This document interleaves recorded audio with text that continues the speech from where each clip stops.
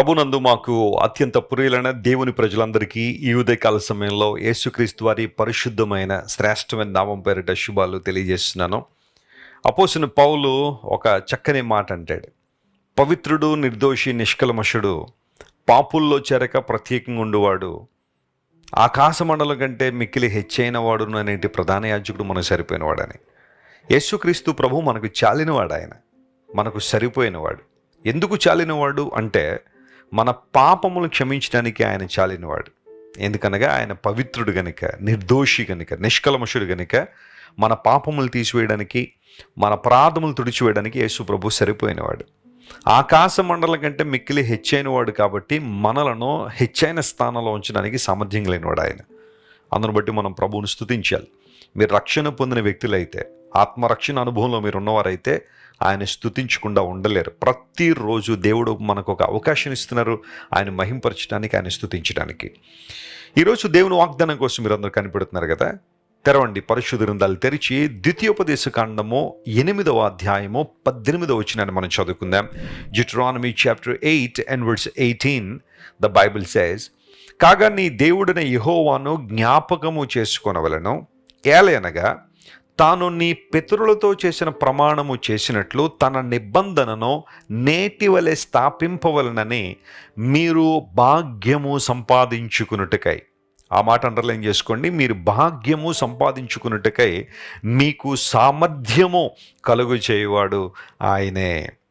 చాలాసార్లు దేవుని కొరకు ఏదైనా చెయ్యాలి అనుకుంటే, లేదా పరిశుద్ధాత్మ దేవుడు ఏదైనా ప్రేరేపణ చేసి నీవు ఈ పని చేయాలి అంటే మనం మొట్టమొదటిగా చెప్పే మాట ఏంటంటే, నాకు బలం సరిపోదండి, నాకు అలాంటి సామర్థ్యం లేదండి, నాకు అలాంటి అనుభవం లేదండి అన్నట్టుగా చాలామంది మాట్లాడుతుంటారు. నీకు మనసు ఉంటే, నీకు చెయ్యాలనే ఆలోచన ఉంటే, దేవుని కొరకు వాడబడాలనే ఆకాంక్ష నీలో ఉంటే ఖచ్చితంగా దేవుడు నీకు సామర్థ్యాన్ని ఇచ్చి వాడుకునే దేవుడు ఆయన. మోషేని దేవుడు ఏర్పాటు చేసుకున్నప్పుడు మోషే శక్తియుక్తులన్నీ కూడా లోక సంబంధమైనవే. కానీ దేవుడు మోషేను ఆత్మ సంబంధంగా ట్రైన్ చేసి సిద్ధపరిచి తన ప్రజలను నడిపించడానికి కావలసిన తర్ఫీదును దేవుడిచ్చి మోషేను నిలబెట్టి భూప్రపంచంలో చరిత్రలో ఎవరూ మర్చిపోలేనంత గొప్ప నాయకుడిగా దేవుడు తీర్చిదిద్దాడు.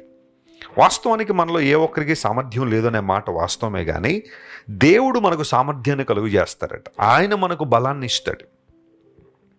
ఎవరైతే దేవుని మాటకు లోబడుతున్నారో, ఆయన చిత్తానికి తమ జీవితాలు సమర్పించుకున్నారో వారికి భాగ్యాన్ని అనుగ్రహించే దేవుడని అక్కడ మనం చూస్తున్నాం. నీవు భాగ్యవంతుడు అనే విషయం నీకు తెలుసా? అదేంటంటే వెసిలి గారు అలా అంటారు, భాగ్యవంతుల జాబితా లోక సంబంధంగా వేరుగా ఉంది కదండి అంటే, భాగ్యవంతుల జాబితాలు ప్రతి సంవత్సరం రిలీజ్ చేస్తూ ఉంటారు. ఫలానా వ్యక్తికి ఇన్ని వేల కోట్లు ఉన్నాయి, ఇన్ని లక్షల కోట్లు ఉన్నాయి, ఇన్ని వందల కోట్లు ఉన్నాయి, వారు ఇంత గొప్పవారు అంత గొప్పవారని లోక సంబంధంగా వారికి ఉన్న ధనాన్ని బట్టి, ఆస్తులను బట్టి వారు ఎంత భాగ్యవంతులో అనే విషయాన్ని తెలియజేస్తుంటారు. కానీ దేవుని దృష్టిలో భాగ్యవంతులు ఎవరు? లోక సంబంధంగా డబ్బున్న వాళ్ళో, పేరు కలిగిన వారో, జ్ఞానం కలిగిన వారో, లేదా ఉన్నతమైన ప్రఖ్యాతిగాంచిన యూనివర్సిటీల్లో విద్యను అభ్యసిస్తున్నవారో భాగ్యవంతులని బైబిల్ చెప్పట్లేదు. మీరు యాకోబు పత్రికను జాగ్రత్తగా చదివితే మీరు విశ్వాసమందు భాగ్యవంతులు అనే మాట అక్కడ రాశాడు. దేవుడు ఎంత గొప్పవాడంటే, దేవుని ఏర్పాటు ఎంత గొప్పదంటే, ఈ లోకంలో దరిద్రులైన వారు విశ్వాస విషయంలో భాగ్యవంతులు. అంత మాత్రం కాకుండా తన్ను ప్రేమించు వారికి తను వాగ్దానం చేసిన దేవుని రాజ్యాన్ని దేవుడు ఇవ్వడానికి దేవుడిని ఏర్పాటు చేసుకోలేదా అనే ఒక అద్భుతమైన ప్రశ్న యాకోబు అనే దైవజనుడు తన పత్రికలో 2వ అధ్యాయంలో తెలియజేస్తాడు. విశ్వాస విషయంలో మీరు భాగ్యవంతులు. Count yourself in such a way. ఆ విధానంలో నువ్వు దేవునిలో పురికొల్పుకోవాలి. విశ్వాసంలో భాగ్యవంతులుగా మనం ఉండాలని దేవుడు ఆశిస్తున్నాడు. అంటే దేవుని మీద విశ్వాసం కలిగిన వాడు, అన్ని సమయాల్లో దేవుని మీద ఆనుకోనగలిగిన వాడు, ప్రతికూల పరిస్థితి వచ్చినప్పుడు నా దేవుడు గొప్పవాడు, ఆయన సంకల్పాలు నా జీవితం నెరవేరుస్తాడు, ఈ శ్రమ ఈ కష్టం నన్ను ముగించడానికి కాదు ఇంకా నన్ను మెరుగుపెట్టడానికి వచ్చిందని ఎవరైతే దేవుని మీద విశ్వాసం కలిగి ఉంటారో వారు దేవుని దృష్టిలో భాగ్యవంతులు. బైబిల్ గ్రంథంలో అలాంటి భాగ్యవంతులు చాలామంది మనకు కనబడతారు. మీ జీవితంలో కూడా అలాంటి ఉన్నతమైన స్థానానికి రావాలనే దేవుని సేవకులుగా మేము ఆశిస్తున్నాం. అంత మాత్రమే కాకుండా దేవుడు మీకు సామర్థ్యాన్ని కలుగు చేయవాడే. బలం లేదని బాధపడుతున్నావా, కృంగిపోతున్నావా సామర్థ్యం లేదని? దేవుని కొరకు నేను వాడబడలేకపోతున్నానండి, ఆయన రాజ్య విస్తరణలో నాకంటూ ఏమీ లేవండి అని బాధపడుతున్నావా? దేవుని దగ్గరికి రా, పరిశుద్ధాత్మ దేవుని సంపూర్ణంగా నేను సమర్పించుకో. ప్రభువా నన్ను వాడుకో, నీ చిత్తానుసారంగా నన్ను ఉపయోగించు ప్రభువా, నీ రాజ్య విస్తరణలో నన్ను ఉపయోగించుకొని దేవుని సలు నువ్వు ప్రార్థన చేయగలిగితే దేవుడు తన సామర్థ్యాన్ని నీకు ఇస్తాడు. పౌలంతటి వాడు కొరింథీ సంఘానికి పత్రిక రాస్తూ ఏమంటాడంటే, కొన్నిసార్లు మా అంతటి మేమే సామర్థ్యం కలిగిన వారమని కాదు, కానీ మా సామర్థ్యం అంటూ ఏదైనా ఉంది అంటే అది కేవలం దేవుని దగ్గర నుండి వచ్చింది అన్నాడు. దేవుడు మమ్మల్ని క్రొత్త నిబంధనకు పరిచారకులుగా నియమించాడు. అక్షరానికి కాదు, ఆత్మకు పరిచారకులుగా దేవుడు మనల్ని చేశాడు. ఈ సామర్థ్యాన్ని దేవుడు మాకు ఇచ్చాడని పౌలు మహాశయుడు అక్కడ రాసుకుంటూ వచ్చాడు. పూర్వ దినాల్లో అక్షరానుసారమైన బోధకు, ఆత్మానుసారమైన బోధకు చాలా పోటీ ఉండేది. శాస్త్రులు, పరిచయులు, సద్దేవులు అంటే వాళ్ళందరూ కూడా అక్షరానుసారంగా బోధించేవారు. కానీ పౌలు భక్తుడు పరిశుద్ధాత్మ ద్వారా, దేవుని ఆత్మ ద్వారా నింపబడి ఆత్మానుసారంగా బోధించాడు. ఈ గొప్ప పరిచర్యకు మమ్మల్ని నియమించి మాకు సామర్థ్యం కలిగజేసిన వాడు దేవుడే అని పౌలు ఒప్పుకున్నాడు. ప్రియ దేవుని బిడ్డ, నీకు సామర్థ్యం ఇచ్చేవాడు, నీకు బలం ఇచ్చేవాడు ఆయన. కృంగిన వారు లేవనెత్తువాడు ఆయన, బలహీనులకు ఊతమిచ్చేవాడు ఆయన. లోకం ఎలా ఉంటుందంటే, బలహీనులైన వారిని ఇంకా బలహీనపరచాలని చూస్తారు, కృంగిపోయిన వారిని ఇంకా కృంగదీయాలని చూస్తారు, ఓడిపోయిన వారిని ఇంకా ఓడగొట్టాలని చూస్తారు, వైఫల్యాల్లో ఉన్నవారిని ఇంకా సూటిపోటి మాటలు మాట్లాడి వారిని ఇంకా అణిచివేయాలనే ప్రయత్నాలు చాలా జరుగుతున్నాయి. కానీ నీ దేవుడు ఎంత గొప్పవాడంటే, బలహీనులైన వారిని దేవుడు వాడుకునే దేవుడు ఆయన. అలా చేయడం ద్వారా బలవంతులైన వారిని దేవుడు సిగ్గుపరచాలనుకున్నాడు. వెర్రివారిని దేవుడు వాడుకుంటాడట, జ్ఞానులైన వారిని సిగ్గుపరచడానికి. దేవుని ఏర్పాటు చాలా గొప్పది. నీకు భాగ్యం ఇచ్చిన దేవుడు నీకు సామర్థ్యాన్ని కూడా దయచేస్తాడు. నువ్వు ఏ విషయంలో కృంగిపోవద్దు. ఇది చేయలేనేమో, ఇది నా వల్ల కాదేమో, ఈ పరీక్ష నేను పాస్ అవ్వలేనేమో, లేదా ఈ ఉద్యోగాన్ని నేను సక్రమంగా నెరవేర్చలేనేమో, ఆ ప్రమోషన్ నాకు రాదేమో, ఈ కుటుంబ బంధువులు నేను కొనసాగలేకపోతున్నానేమో అన్న భావన నీలోనికి రావడానికి లేదు. దేవుని మీద ఆనుకో, ప్రతి పరిస్థితిని అనుకూలపరిచి నీకు సామర్థ్యాన్ని ఇచ్చి తన మహిమ కోసం దేవుడు నేను వాడుకుంటాడు. ఈ వాగ్దానాన్ని రోజంతా క్లెయిమ్ చేసి ప్రభువును స్తుతించండి. ప్రభువు మీ జీవితంలో గొప్ప కార్యాలు జరిగించును గాక. ప్రార్థన చేసుకుందాం. ప్రేమగల తండ్రి, గొప్ప దేవ, మాకు భాగ్యం ఇచ్చేవాడువు, మాకు సామర్థ్యం ఇచ్చేవాడు కనుక నీకు వందనాలు. పౌలు భక్తుడు అన్నాడు, మా సామర్థ్యం దేవుని వల్లనే కలిగిందని. అవునయ్యా, ఈ రోజుల్లో మేము నీ చేతిలో వాడబడగలుగుతున్నామంటే, నీ చిత్తాన్ని నెరవేర్చగలుగుతున్నామంటే అది కేవలం నీ బలము, నీ సామర్థ్యం అయ్యా.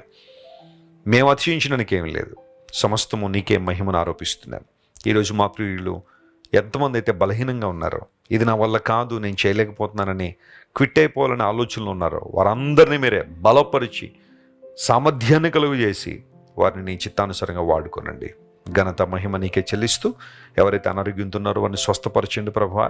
రకరకాల సమస్యలు ఇరుక్కున్న వారికి విడుదల దయచేయండి.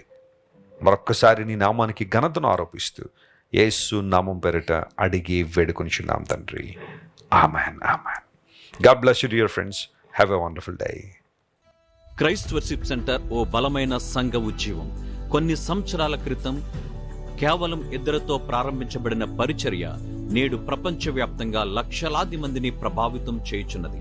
రాజమండ్రి, సికింద్రాబాద్, బెంగళూరు, నెల్లూరు, దుబాయ్, బెహ్రైన్, కరీంనగర్, విశాఖపట్నం, గద్వాల్, కొవ్వూరు, మలకపల్లి, శ్రీలంక, భూటాన్, అడ్డతీగల, పాలమూరు, ఒంగోలు, బళ్ళారి, కోరుకొండ, పోతవరం, నల్లజర్ల, వెంకటరామయ్యగూడెం, మచిలీపట్నం, ఇందిరానగర్లతో పాటు అనేక గ్రామాల్లో క్రైస్ట్ వర్షిప్ సెంటర్ ఆరాధనలు జరుగుచున్నవి.